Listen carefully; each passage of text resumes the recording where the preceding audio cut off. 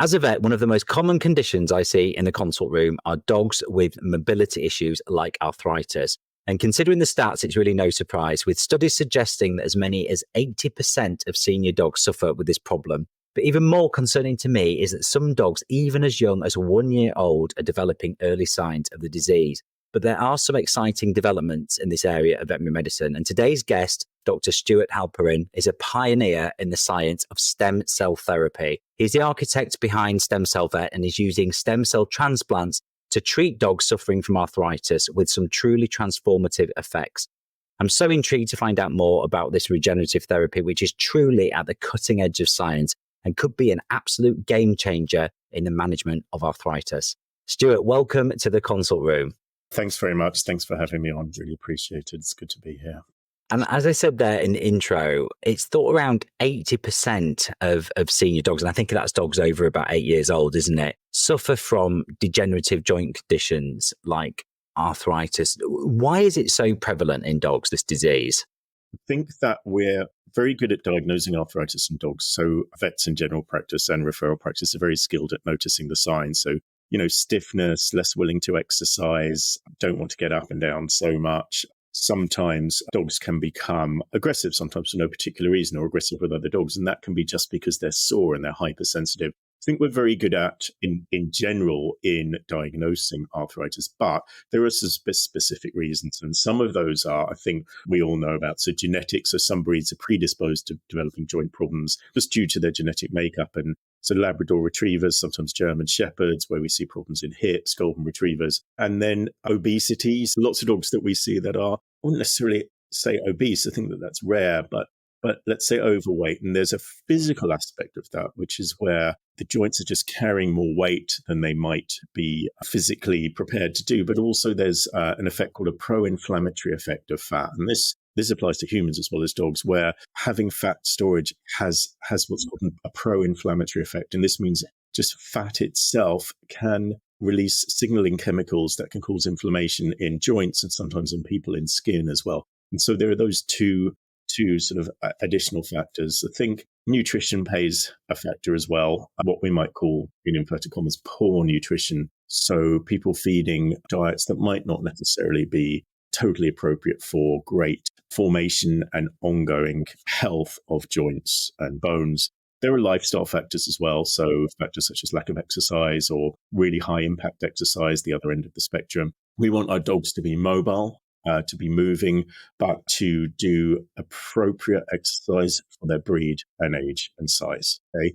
Injury or trauma as well. So things like twisting or turning too quickly or just having just unfortunate incidents when out at walk or running or exercise. And then there are some environmental factors as well. Damp, cold weather can have an effect on joints in that it can cause, because sometimes think, well, why do I feel, we have it as well in ourselves. I have it in my knee, for example, where it gets achy in the winter or when it's cold, and then suddenly will disappear very quickly if I go to a warmer climate. And actually, one thing is that our muscles around joints can contract in cold weather, but also cold and damp can have an effect on the synovial fluid, which is that sort of natural joint fluid that helps to lubricate the joints, can make it thick or viscous.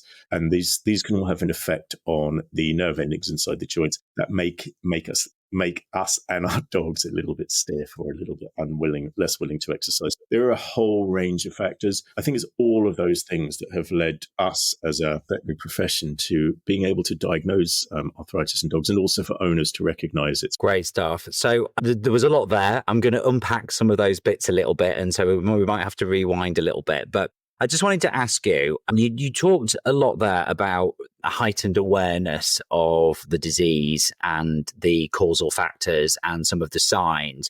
But could you just focus on the actual disease process for me? Like, what is happening in that joint in a dog that's suffering from arthritis? Yeah. So what is happening in the joint is that it depends a little bit on why the dog has arthritis. But if we're talking about the majority of the arthritic conditions in dogs that we see, which is what we would call degenerative change or degenerative arthritis. So what, common term would be wear and tear or arthritis related to age. We have a series of processes. So cartilage degeneration. So inside the joint, let's choose a simple sort of ball and socket joint. So the hip joint, for example, there's a ball at the top of the femur, at the top of the back leg. and there's a socket, which is part of the pelvis, which articulates or moves where the ball at the top of the femur articulates or moves inside of the socket. Now, if there's excessive wear and tear, or the ball and socket don't fit perfectly together through, for example, predisposition or genetics or previous trauma, or sometimes just the age of the dog, the cartilage that is lining the ball and lining the socket, which normally helps the sort of smooth movement of one against each other, can start to break down. And when I say break down, I mean one part of the cartilage on the ball rubs against the part of the cartilage on the socket, and you can get what's called microfractures. So these tiny little sort of cracks in the cartilage. As the cartilage wears down, the bones in the joint may begin to sort of effectively rub against each other a little bit, and that causes irritation and inflammation in the joint. And in response to that inflammation, the joint lining, so there's a lining to all of this, which is called the synovium or the synovial membrane. Normally, the synovial membrane produces this fluid that I mentioned before called joint fluid or synovial fluid, which is this sort of sticky lubricating fluid that is in the joint. That can start to be produced excessively, and it can also become inflamed. And the lining of the joint can become inflamed, the synovium. So you have these processes going on of breakdown of the cartilage lining the articular joints or parts of the joint. You have the synovial membrane, which become inflamed and produce extra synovial fluid or joint fluid. That leads to some other bony changes. So chronic inflammation, mechanical stress on the joint can lead to changes in the underlying bone. You can get bone spurs, which we call osteophytes, which is sort of normal healing response of the body to lay down some little extra bone around the joint to help to stabilize it. But in doing so, we can often see those on x-rays, but in doing so, that can reduce the range of motion of the joint. And then aside from that, there can be soft tissue changes. So surrounding soft tissues like ligaments and tendons and muscle as well around each particular joint can become strained or weakened because of this sort of altered joint mechanics. Okay, and that leads to further pain and further dysfunction. You get this sort of progression from what can be very, very slow over months or years changes just because the bones of the joint aren't quite fitting together properly. Little microfractures in the cartilage, some wearing down of the cartilage, that affects the underlying bone. That will reduce pain signals that go to the brain. The dogs don't want to use the joints as much. Soft tissue changes inside the joint itself and with the joint fluid and the synovial membrane of the joint. All of these over time lead to painful, swollen, thickened joints that have a reduced range of motion, and the dogs don't want to exercise as much. And I guess we know, our dogs basically love, a few things. They love cuddles and, being close to us. They love eating mostly, and they love exercising and running. And if they can't get up and want to go out and have the sort of joy of exercising, that is a big deal. And when the arthritis gets past a certain point, we have staging. There are different ways of staging arthritis, but we have grades or stages from 1 to 5 is a sort of common way of grading. 1 being very early onset, where you might not notice anything at all in dogs unless they were examined by a vet, to a stage 5 where options become very limited. And sometimes we see some of these dogs just unable to walk, have very poor quality of life, and recommendations for euthanasia or putting to sleep, which is obviously, or things like joint replacement, which are very big surgeries and so on. And so we want to catch these dogs before they get to those later stages. So just rewinding again a little bit on that. So you talked, painted this picture of a joint that was painful, whose architecture is changing. And vets like myself will traditionally reach for treatments like supplements, various type of pain relief and anti-inflammatory drugs. So talk me through these traditional treatments and the kind of limitations that they have, because obviously there was a spur for you to look elsewhere in solutions for this problem. So talk me through what we've currently got on our shelf, or what I might have on my shelf now, and what the limitations of those treatments are. Yeah. So classically, we use a variety of different modalities, let's say. Okay. So one, as you suggest, would be pharmaceuticals or drugs. So these form into various categories. So non-steroidal anti-inflammatories, So names that people would be familiar with are things like Metacam or Loxicom, Rimadyl, Previcox, Onsior, and then similar what's called prostaglandin inhibitors like Galiprant. And they all sort of form a basket of what we call non-steroidal anti-inflammatories. Very, very helpful in alleviating inflammation and pain in joints. And sometimes they're not enough, okay? And sometimes what we see is that we get a very nice initial immediate effect, and then that effect can drop off. And for various reasons, which can be individual and and sort of what's called pharmacokinetics, like how the drug interacts with the systems of the body. Some dogs don't tolerate those medications well. I mean, the classic potential side effects for those can be gastrointestinal. So sometimes sickness, sometimes diarrhea. Some dogs just don't want to take medication, whether it's in tablet form or liquid form. And so we consider that they work very well for many dogs. And then there are some dogs that they don't work so well for. And then there are a variety of other pharmaceuticals outside of non-steroidal anti-inflammatories. So those would include something called gabapentin, which is a human medication, which is considered to act on neuropathic pain, so pain coming from nerve endings. So in a different way than non-steroidal anti-inflammatories work. We have medications called, again, human medications, what more widely used in humans called amantadine or memantine, which work on the neural pathways of the brain to affect how we perceive pain, again, in a different way than the other medications. We have drugs like paracetamol, which again, are very effective at reducing inflammation and also pain. Some dogs will tolerate them well. They can be associated with side effects, particularly around the liver in some dogs. And then we have drugs that are being used less now, like tramadol, which can cause quite intense dysphoria in humans, by which I mean for people taking tramadol, they can feeling like in an altered state. Let's say we don't see that so much in dogs, but there has been a study, or not so recently, about 3.5 years ago, to suggest that it may not be as helpful as we used to think for pain relief in dogs. Okay. There's such a range of these, but for example, there's now a medication which is a monoclonal antibody, nerve growth factor monoclonal antibody, whose trade name is Librela, which I think lots of all vets and many owners are now aware of, which is a once a month injection. This works very differently than many of the other medications that I've discussed,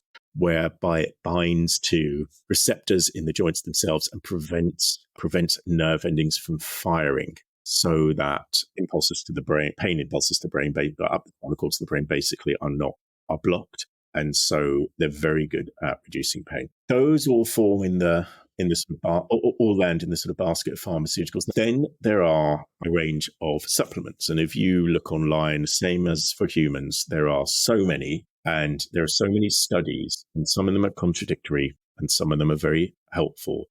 And as in what we have found is, as in humans, where some people will say, look, if I don't take my glucosamine, I can't play rugby, for example. And other people will say, well, it has absolutely no effect at all. I think they're just a waste of money. And then there are studies, many studies to suggest that some suggest they're very helpful, some suggest they're not helpful at all, and that there's no difference between taking a placebo and a particular supplement. However, we sort of think of supplements in three groups. So those that we feel have efficacy because there are reasonable studies to suggest that's the case.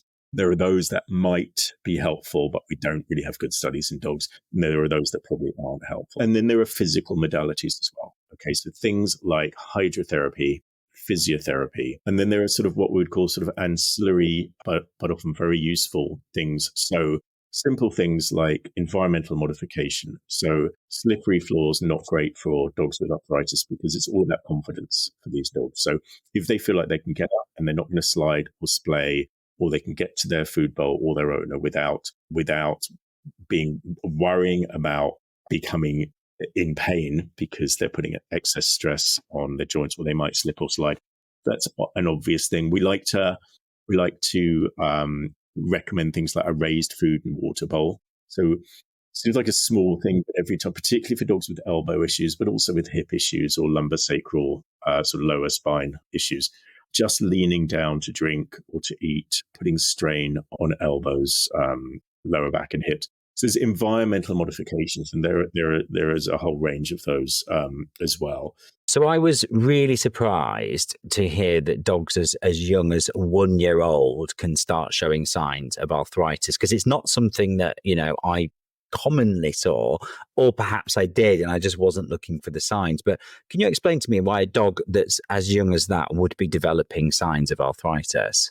Yeah, absolutely. I think that we see dogs that are young because of, I think, the breeding programs that we have. So we see large breeds of dogs, so Great Danes, St. Bernards, being more prone to arthritis when they're younger, just due to their rate of growth, the diets that they're on, and also the breeding, so that sometimes these dogs are bred for particular conformations or body shapes or sizes. Sometimes that is done because there are breed standards. So the Kennel Club produce breed standards as how to a particular breed should look, what kind of weight categories they should be in, and so on. And breeders whose job it is really to look after the breeds, make sure that they're healthy, and also produce good examples of their particular breeds, will adhere to those breed standards. And sometimes, not always, but sometimes they're not the healthiest thing for dogs. Okay, so for the dogs, so breed dispositions. So, for example, certain breeds have a higher genetic predisposition to specific types of arthritis,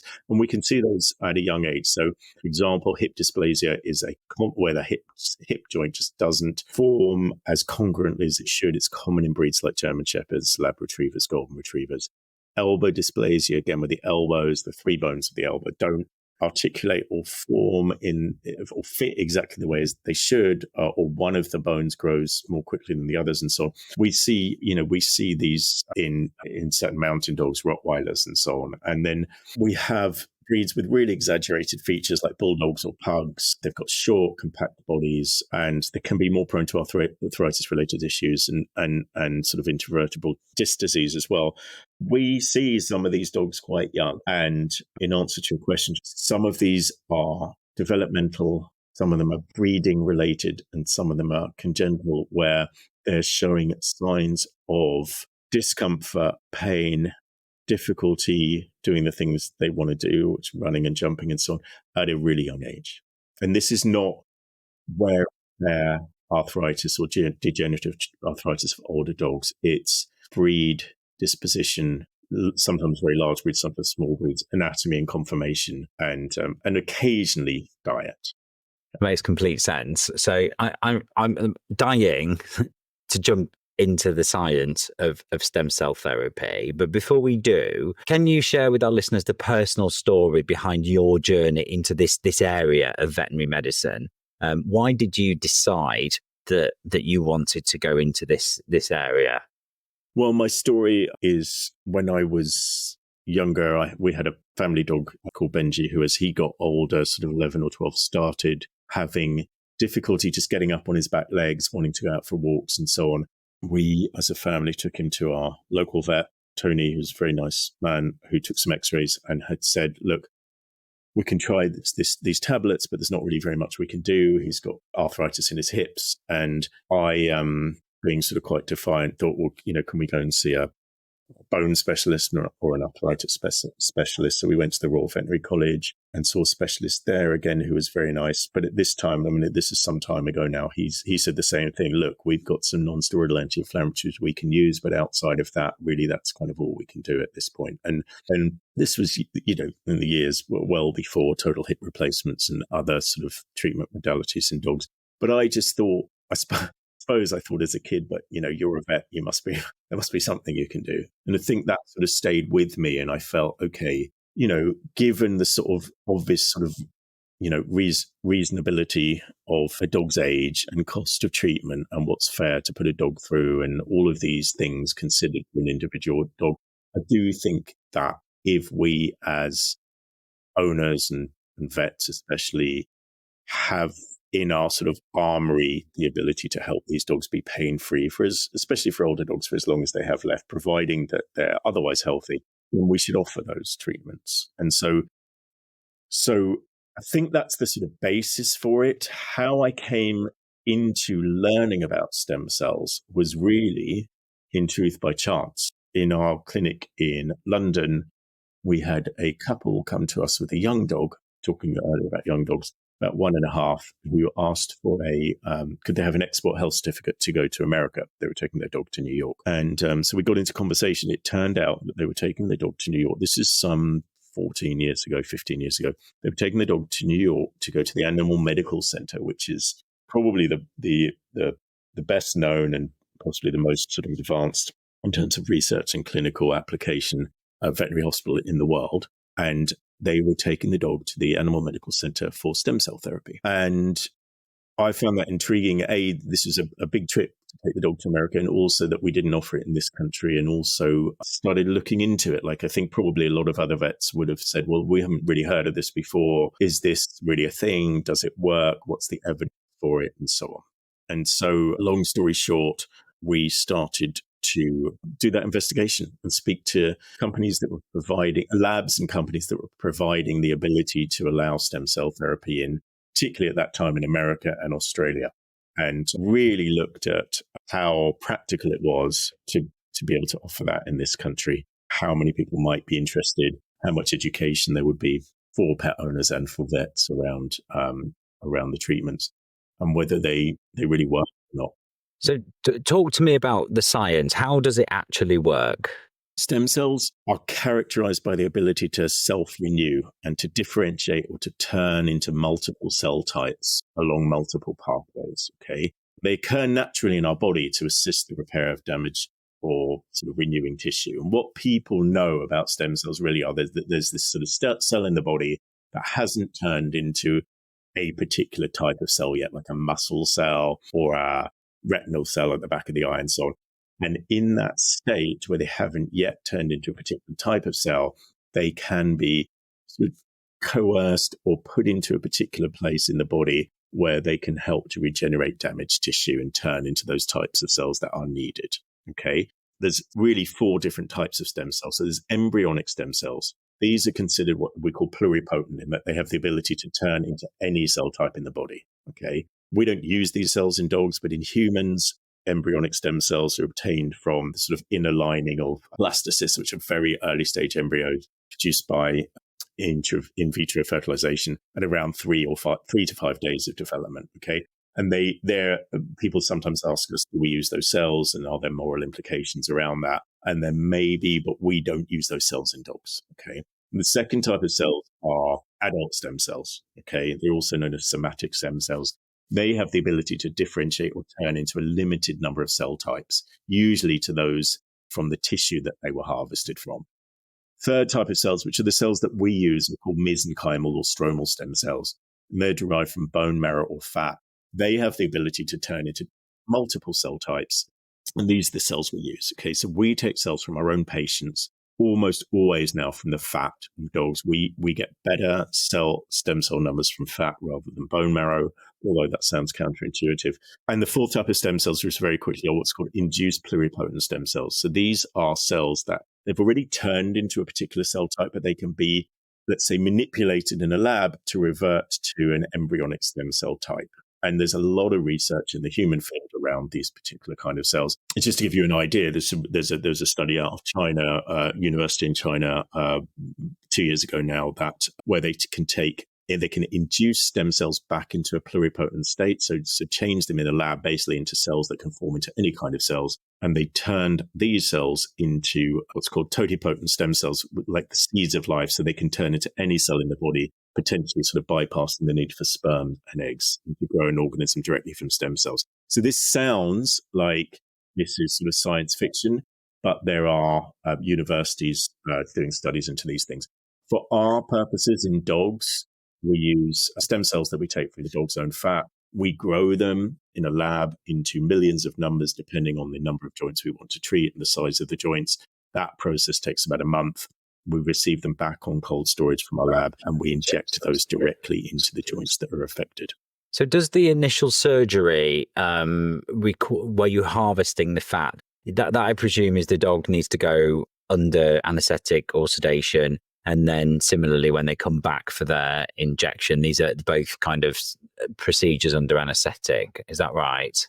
Yeah, that is true. So in humans where these procedures are done, I mean, I've seen spent a bit of time with the human orthopedic surgeon who treats the football players in Barcelona. And so, for example, where I saw knees being treated, the players, put in a chair with a knee brace, told to turn away, given some local anesthetic into the knee and having, don't move kind of thing. And then the injections given directly into the knees. In dogs, we can't do that. So we are, placing a needle into a small joint space. We need to be accurate with the needle placement. And also obviously the procedure needs to be completely sterile. So for dogs, yes, in answer to your question, they need an initial anesthetic for us to take a fat sample from just inside the tummy. They then come back to us in 4 weeks' time for the stem cell injections into the joints, for which we give them a second sedation or anesthetic. Because we need them to be still, we need to be accurate with our injections, make sure we're obviously getting them in the right place and that the procedures are sterile. So I've read that this therapy can be used in hip and elbow joints, but can it be used in other joints in dogs as well? We routinely see dogs who come to us because they have a problem with one joint or another, for example, an elbow. And when we do our sort of full orthopedic exams and stance analysis and so on, we find that there are other joints affected. And we want to make sure that we treat all the joints that are affected at the time of a first visit, so we're not constantly seeing the dog's back. And the answer is that we routinely treat many joints. So elbows, hips, knees, sometimes the interphalangeal joints, the little joints in between the bones of the toes and front feet and back feet, tarsal joint or ankle joints, and shoulders as well. So we'll routinely treat those with really good success. So we've harvested the fat cells from the dog's abdomen. You've gone away and grown millions of these stem cells. You've come back, you've injected them into the joints. What happens next? What is actually happening in those joints once those stem cells have been injected? And how long does the process take from there? We routinely will see good results within 21 days. Okay. Now, good results meaning that, so we have various ways of measuring our results, what we call sort of clinical metrics. But two of those ways are our owner derived questionnaires, online questionnaires that we send out periodically to measure how our dogs are doing both before and after treatment at certain periods. One is a load score, which is a Liverpool University derived score, which gives statistical significance to changes in the numbers that we get back when the owners fill these out. But that is an arthritis specific score. And then we also use a quality of life score called Vetmetrica, which has us be able to measure with data points quality of life of the dog before and after treatment. And we have other clinical metrics as well, as I think you mentioned before, force plate analysis and other things we do in the clinic, both before, during and after treatment. So that's when we're looking at the overall patient. And that's really what we're most concerned with. How's the dog doing? Is he or she feeling better, moving better, and pain-free? In answer to your question, what is actually going on in the joint environment itself, stem cells have a number of effects, okay? So they contribute to generating new tissue.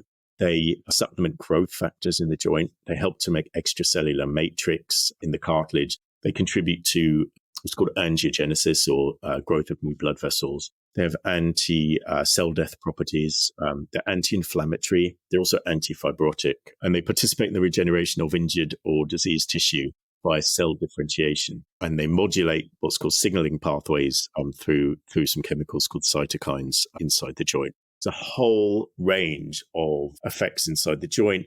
But in essence, overall, they help to reduce pain and inflammation in the joint and help to repair and regenerate damaged tissue.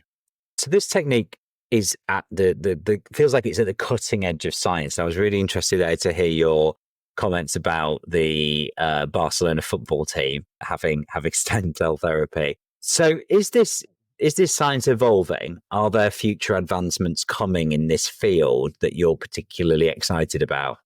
I think it is. I think that certainly in in humans, these therapies are used particularly for athletes like American football players for shoulders, baseball players. And I think in dogs, it's very likely to see sort of significant advancements in the next 5 to 10 years. That is driven by ongoing research, technological innovation, and what I think is going to be an increasing demand for these sort of solutions. We're refining our treatment protocols all the time. And I think that other centers around the world that are giving these treatments are doing the same. And as researchers and research papers come out and continue to sort of study stem cell therapies, in veterinary medicine, these treatment protocols are likely to become more refined and optimized. I mean, we have our own protocols at Stem Cell Vet. They differ from protocols from other clinics around the world simply because we find those are how we do it, by which I mean when we inject the joints, how many cells we use per joints, where we get our stem cells from, how we grow them, how viable, what levels of viability they have, and so on and so forth, and how we combine those treatments sometimes with other treatments in the joints, like platelet-rich plasma, joint fluid replacement, and so on. We're continually refining our sort of protocols to become optimized. I think that's one thing. I think the expansion of indications. So currently, stem cell therapy in dogs is used to treat musculoskeletal conditions. We often get asked, can we treat other things, neurological conditions, liver disease, autoimmune disease, kidney disease, and so on? We're very, very careful about that because we only want to treat those conditions that there is substantial peer-reviewed clinical evidence for. But if, and I hope it does, that becomes evident for other conditions, then certainly we would look to treat and help dogs with other conditions. Currently, we just use stem cell therapy effectively for arthritis in dogs. I think there's ongoing development of advanced stem cell products. There are other products that will become available for stem cell therapy. There are, as I said before, sort of integration of other therapies. So often we'll use stem cells in conjunction with other treatment modalities. And it may be that stem cell therapy, there's a sort of greater emphasis on integrating stem cell therapy into other sort of more comprehensive treatment plans. It's interesting because in the States, where they've been doing these treatments now for 10 years longer than we have here, and we've been doing them for almost 12 years at Stem Cell Vet, there is a move towards using stem cell therapy, as crazy as it sounds, as more of a first-line therapy. Okay, so as you said, when you see dogs with arthritis, and it's the same for most vets, this is how we're all taught. We look at non-steroidal anti-inflammatories. We look at sometimes hydrotherapy, physical therapies, and some other treatments we have available, and we know that they work, and we know that they're helpful in lots of cases. And in the States, there is a move towards actually offering stem cell therapy as more of a first-line therapy, because we're helping to treat the cause, reduce inflammation directly at the site of the joint, help to regenerate damaged tissue, and also prevent or slow down the onset progress of arthritis. And I think that is a reasonable thing for vets to offer, even though some vets might think that's far-fetched or that's not possible for various reasons. Yeah, I'm glad you brought up the potential other areas that you asked around, because that was going to be one of the questions I had, particularly around things like, cognitive dysfunction syndrome, or, dementia effectively in dogs, and heart and kidney disease, which all have got a deterioration element to them. So it's really interesting to hear that actually, in the absence of that kind of real hard peer-reviewed data, that we'd proceed with caution in some of those areas, but there is potential there, and there could be some future potential. One thing that I was going to circle back to was the fact that actually a lot of these dogs are on chronic medications or multiple treatment modalities, which can ultimately end up being very expensive. But how does the cost of stem cell therapy compare to, for example, an older dog that might be on these anti-inflammatory drugs for life? And are the costs of this currently considered to be covered by pet insurance companies? Well, it's an interesting question. So we had a meeting some months back now with one of the major pet insurers, and they, in answer to your question, most of the pet insurance companies will cover stem cell therapy, and some do not have that covered in their policy. And the meeting that we were asked to attend was around exactly this. So there, with the sort of enormous amount of data that they have on claims for all conditions in dogs, and obviously the insurance companies are in their interest to analyze that data very closely. They had basically done a sort of data study on cost, or effectively what it was costing them to treat a dog with arthritis over a 3-year period, with the more sort of classically used treatments like non-steroidal anti-inflammatory and other things that we talked about previously. And their calculations were that it was costing them about £7,000 over 3 years, or just over a 3-year period. And so So the answer to your question is yes, that it compares very favorably. It is an expensive, well, say expensive.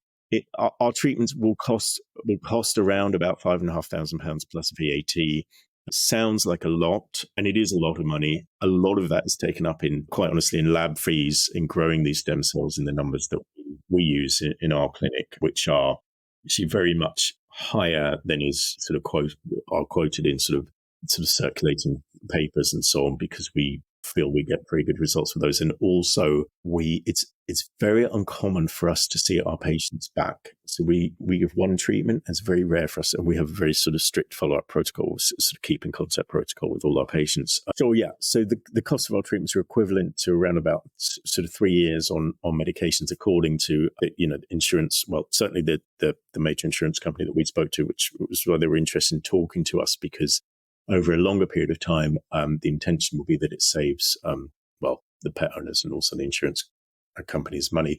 If we look online, do sort of searches for a need for repeat treatments and so on, often the sort of, and we're asked this a lot by pet owners and vets that we work with, how long does the treatment last? And so if you look online, it will say, look, these treatments last between 12 and 18 months, then you need top-up treatments and so on.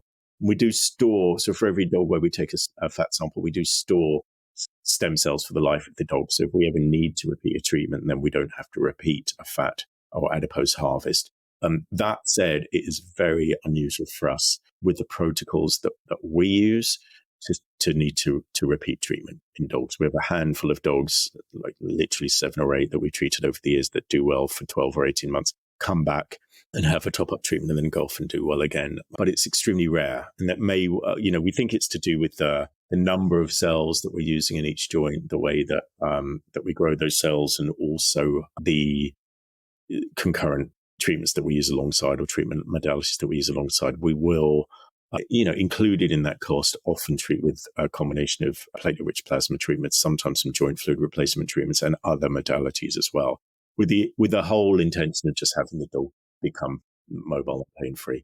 So I think that cost-wise, it sounds like a lot. Most insurance companies will cover it. We, however, have a very strict, what we call candidacy process for dogs. So we have a very sort of strict way of accepting cases. Obviously includes, contacting primary vet, looking at all primary vet's notes, looking at a series of videos, any diagnostic imaging and so on. And then those cases that we do see, really we'll only see them when we know in inverted commas, extremely, extremely confident that we can help those dogs.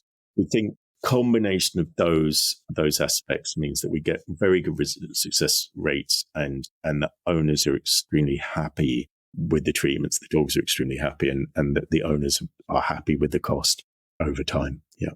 And just if anybody's listening to this and their dog does have arthritis and they're considering this treatment, what advice would you give them as to the sort of cases that are suitable and the kind of cases that you would consider potentially not suitable?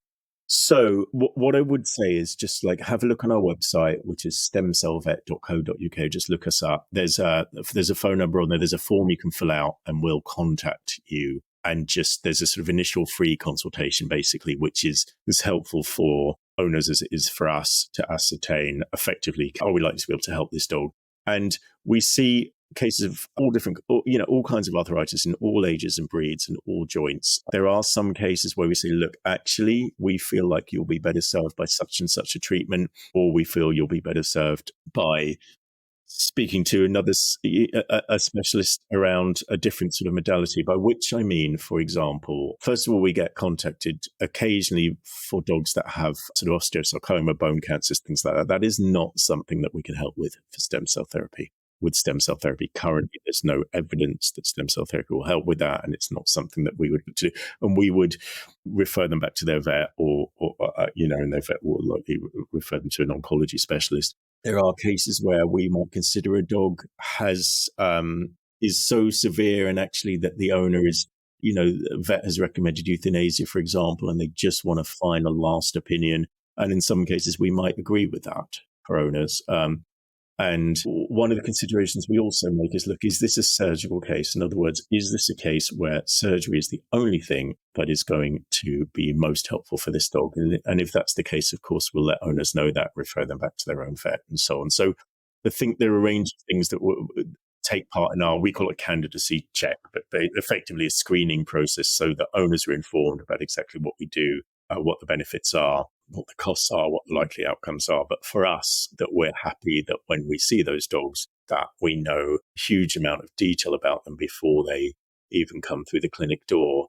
We have a very good idea of which joints we're going to treat and what we're going to treat with, albeit obviously we do our full examinations before making final decisions around that. And so we want to make sure that that people's expectations are fulfilled, but also that we know that we can help. So I really love this treatment, and I'll tell you why I love it, because traditionally, when you're presented with a dog with arthritis, you are prescribing medications that kind of mask the signs of the disease. But what you're describing to me is something that can almost regenerate that joint and almost, take away the root cause of the problem, which is that kind of structural change and inflammation in the joint. But I'm going to be really cheeky and ask you a bit of a question here, because my dog Rodney is about to be 3 years old in a couple of weeks' time, and is a little kind of active terrier. What tips would you give me to kind of maintain and promote joint health to potentially delay or mitigate the effects of arthritis in a young dog that is apparently quite active, mobile and healthy at this point in time? What top tips would you give me? Well, nutrition is one. So make sure that he's on a good balanced diet. Okay. And I'm not, we can get into, it's a whole conversation around that. But some people, some owners are very great advocates of raw food diets. Not many vets are, but that's another conversation. So look, nutrition, A, B, appropriate exercise, by which I mean some people don't exercise their dogs enough. I'm not obviously suggesting, Paul, that you don't exercise Rodney enough, but dogs that are kept in flats, for example, or kept at home, and owners are out working and they might get a short walk in the morning and the evening, probably not enough exercise depending on the breed for most dogs. So appropriate exercise. There is a case for joint supplements, glucosamine and chondroitin essential fatty acids particularly, by which I mean sort of high grade sort of marine oils, fish oils in dogs, which are thought to help to prevent onset of arthritis. And then common sense things around the house. Often we have sort of slippery kitchen floors and so on. And that's okay for most dogs when they're young. No problem with it. But I think if there's anywhere, especially around where they're eating, where you can have a mat down so they feel safe and secure, they're not going to slide or slip. Raised food and water bowls, as I mentioned before. And then outside of those things, they are individual for a particular dog. So if Rodney is one to go off madly and chase squirrels and jump over hedges and fences and things like that, then to try and just moderate that a bit. We do see lots of dogs with, cruciate ligament tears or partial cruciate ligament tears that are, dogs do have a genetic predisposition to those, but they are often, the onset of them is often caused by trauma. So I think those things, primarily home environment, nutrition, and appropriate exercise. When I say nutrition as well, I mean, to try and keep Rodney's weight inside of the sort of parameters of what he should be for his breed and size and age. Because as I said before, weight plays, as in people, has a particular influence on arthritis, and fat has a particular influence on inflammatory conditions in the body, including arthritis. So the weight bit, I'm all over. Yeah, absolutely. The squirrels, not so much. Look, it's all confidence. We want our dogs to be super happy and do the things they want to do. And finally, Stuart, I'm trying something a little bit new today. I'm going to start asking all my guests a question before they leave. And this is going to be the same question at the end of each podcast. So here goes. Can you tell me about a pet or a person that has really inspired you in your work?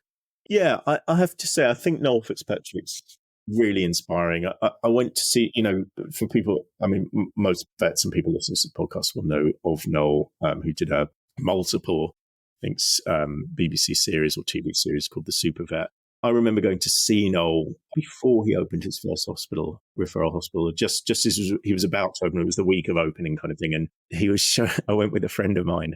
We drove down there, and and Noel, I hadn't met Noel before, and he was showing me all of these surgical procedures that he was doing on elbows. He was showing me, and I had sort of come from doing an internship in small animal medicine and surgery in Canada, and I thought, I was pretty up to date with everything.